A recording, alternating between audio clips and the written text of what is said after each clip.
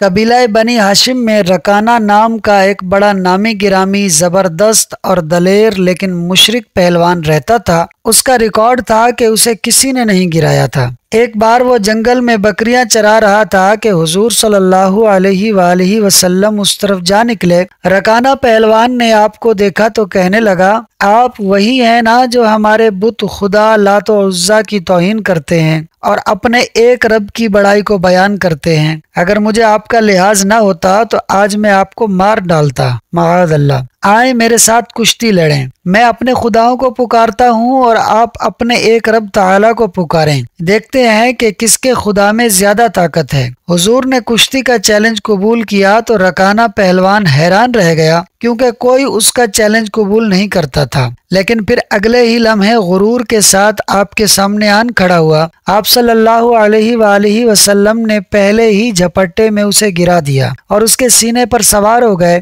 رکانہ پہلوان کو زندگی میں پہلی دفعہ کسی نے زمین پر گرایا تھا، اس لیے وہ بڑا شرمندہ ہوا اور عرض کرنے لگا، حضور لگتا ہے میرے خداؤں لات و عزا نے مجھ پر دھیان نہیں دیا، مجھے ایک اور موقع دیں کشتی کا۔ دوسری دفعہ کشتی شروع ہوئی تو حضور نے پھر پلک جھپکنے میں اسے زمین پر گرا دیا۔ رکانہ پہلوان نے کہا، حضور لگتا ہے میرے لات و عزا آج مجھ سے ناراض ہیں اور آپ کا خدا آپ کی مدد فرما رہا ہے، لیکن مجھے ایک آخری موقع اور دیں، اب کی بار میرے خدا میری مدد ضرور کریں گے۔ تیسری دفعہ کشتی ہوئی تو حضور نے پھر اسے پچھاڑ دیا۔ اب تو رکانہ پہلوان بہت ہی زیادہ شرمندہ ہوا اور کہنے لگا، حضور میری بکریوں میں سے جتنی چاہیں لے لیں۔ آپ نے فرمایا، مجھے تیرے مال کی کوئی حاجت نہیں، بس تو مسلمان ہو جا اور جہنم سے آزاد ہو جا۔ رکانہ پہلوان بولا، حضور مسلمان تو ہو جاؤں، مگر مجھے شرم آتی ہے کہ مدینہ طیبہ کی رہنے والی عورتیں اور بچے کیا کہیں گے کہ اتنے بڑے پہلوان نے کشتی میں شکست کھائی اور ہار کر مسلمان ہو گیا۔ بے شک یہ ایک رسول اور نبی کی شان کے ہی لائق ہے کہ وہ رکانہ پہلوان کو گرا سکے۔ سبحان اللہ۔ دوستو، اس واقعے سے ہمیں یہ سیکھنے کو ملا کہ ایک نبی کو جہاں اللہ پاک علم و حکمت اور نبوت سے نوازتا ہے،